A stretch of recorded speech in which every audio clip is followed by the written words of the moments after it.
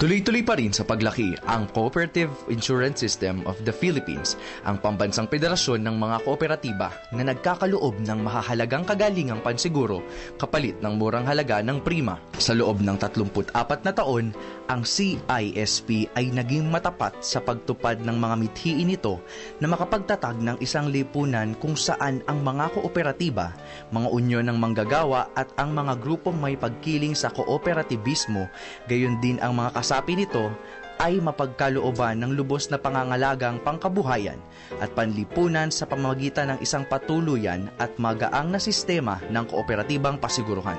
Ang CISP ay magkatuwang na itinatag ng Department of Local Government and Community Development at Department of Agriculture noong January 25, 1974 sa ilalim ng administrasyon ni Ferdinand Marcos. Tulad ng mga nagsisimulang kooperatiba, ang CISP na pinamahalaan ng mga samahang nayon sa bansa ay nagsimula lamang sa maliit na kapital.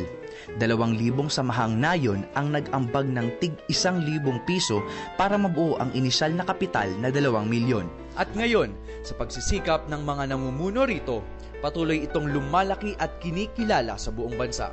Sa kasalukuyan, umaabot ang kapital nito sa mahigit 67 milyong piso.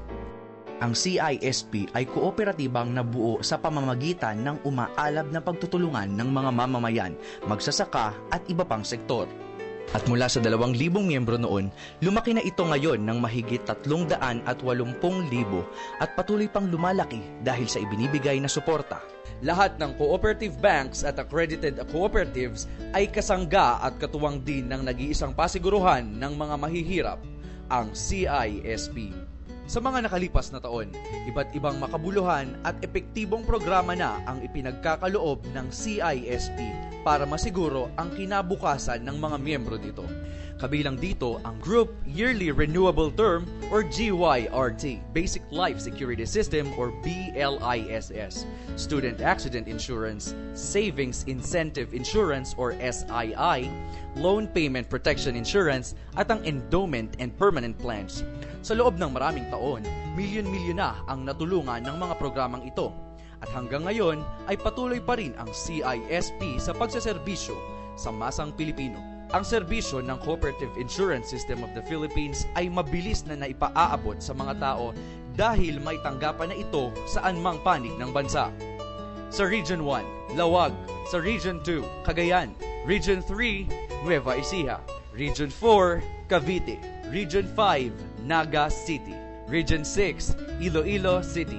Region 7, Cebu City. Region 10, Cagayan de Oro City. Region 11, Davao City. At sa Region 13, Butuan City.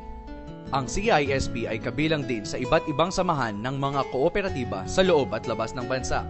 Kabilang dito ang Philippine Life Insurance Association, International Cooperative Mutual Insurance Federation at Asia and Oceania Association.